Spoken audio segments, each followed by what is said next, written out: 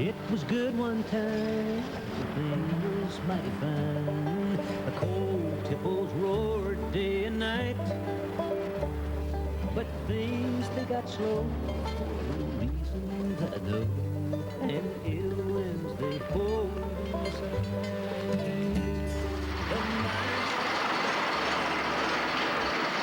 Ill winds are blowing through Appalachia once again, blowing news of another cycle of hard times.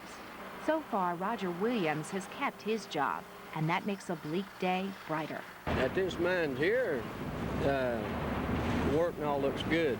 I wouldn't want to work at another company. It don't look too good for a small company. Men have mined these mountains since the 1800s, when miners got 25 cents a ton. It is a world where primitive fears spark to life in cold, dark tunnels, where the chewing noises of mine machines sound like giant earthworms grinding and winding through black earth. But this nether world appeals to some, and they have fought to make it pay.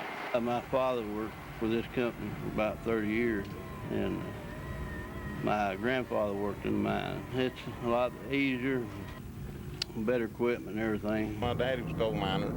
He worked 40 years in coal mines, retired. And I think maybe a lot of people just following their daddy's footsteps. Fear of the dark pales compared to that demon above ground, unemployment. Almost a third of the miners in southwestern Virginia are out of work. 6,000 coal jobs gone since the boom year of 1978. Don Burnett was laid off 16 months ago. Now he supports a wife and 2 kids selling roadside trinkets, a far cry from union wages. When you've been used to making $13.97 an hour plus time and a half and overtime makes a lot of difference. The ripples spread. In Big Stone Gap, a full car lot tells the story. When people aren't working, they aren't buying cars. Time was when coal was king of the mountain. Now the empire is in shambles, ravaged by sliding oil prices, cheap foreign coal. When the U.S. steel industry collapsed, Virginia lost its lucrative metallurgical coal market. Competition for steam coal is fierce. Virginia Power only buys 20% of its coal from Virginia mines. There is Virginia law that says we should buy our coal as economically as possible. So we buy coal, whichever coal is most competitive, regardless of the state it comes from. Norfolk Southern carries virtually all Virginia coal, and coal companies say high rates are costing them. Our bid price, $22. Rail rate, $17.01. And beat out by 1 cent by producers out of West Virginia. They beat us on the rail rate. We don't believe that we're pricing the producers out of markets. In fact, we believe we're helping the producers find new markets today that did not exist a few years ago. As coal companies and railroads lock horns, there is another issue, mechanization. Coal companies found they could get a lot more coal a lot more cheaply if they used a multi-million-dollar gadget called the longwall.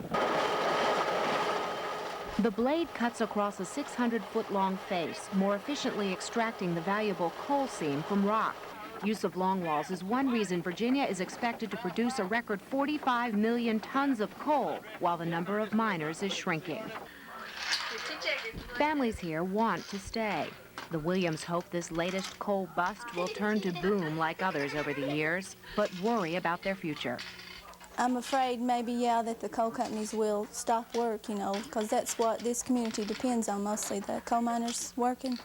And if it did, I think a lot of people would be, they would be out of work and there wouldn't be much left. I could get another job, but I'd hate to leave. I could get a job driving a truck. Well, I've been a lot of different places, visiting, I always like back here. Okay. When Stevie got on his new bicycle, his feet would not touch the pedals. Yours won't touch either, will it? Janice Williams tucks her son in with a bedtime story and keeps stories of folding mines and out-of-work miners to herself. Stevie made a big... Never mind, he told his...